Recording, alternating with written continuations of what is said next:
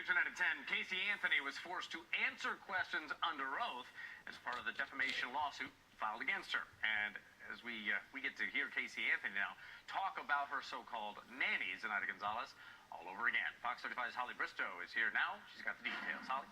Well, this is the transcript of the deposition. As you can see, it's several pages, 107 of them to be exact. It's pretty clear if we were able to see the video taken of that deposition that we'd see a lot of drama and a lot of Casey Anthony refusing to answer questions, most of the time at her insistence, at the insistence of her attorney, Cheney Mason.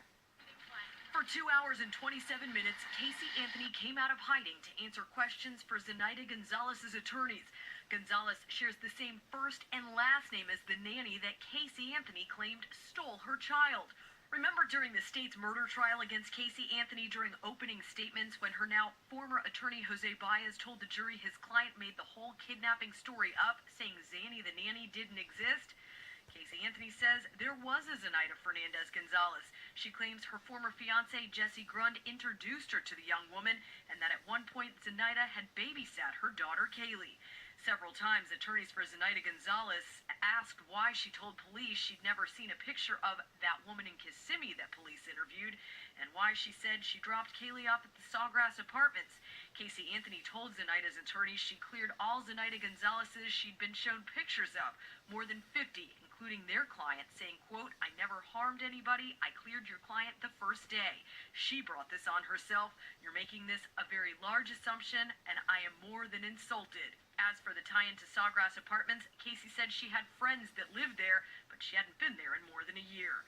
When Zenaida's attorneys asked Casey Anthony where Kaylee was when she was making up the entire story about Zenaida Gonzalez kidnapping her child, her attorney, Cheney Mason, objected, saying, quote, "I'm instructing you not to answer. It's scandalous, it's not relevant, it's not material, and you're invoking your Fifth Amendment rights."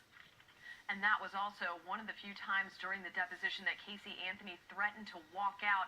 Another point of interest in all of this paperwork, Zenaida Gonzalez's attorneys asked Casey Anthony if she'd ever used the drug Xanax or ever given Xanax to her daughter, Kaylee. She said no to both of those questions. At one point, investigators and Zenaida Gonzalez's attorneys thought that Zanny, the nanny, could possibly have been a code word for the prescription drug Xanax. Bob? Holly, thank you. Now, earlier tonight, I got a chance to speak with our legal analyst, Bob Fisher, to get his take on this new evidence. I'm surprised about the continued assertion of the Fifth Amendment privilege. Her trial has been conducted. The jury has rendered their verdict. The appellate process has run its course. So I'm very surprised by that. And I'm sure that part of what's going on as far as the legal finesse is an argument by the plaintiff's attorney, Zenaida Gonzalez's position is probably that she no longer has a Fifth Amendment privilege to assert. But her attorneys on her behalf have been asserting it to protect her.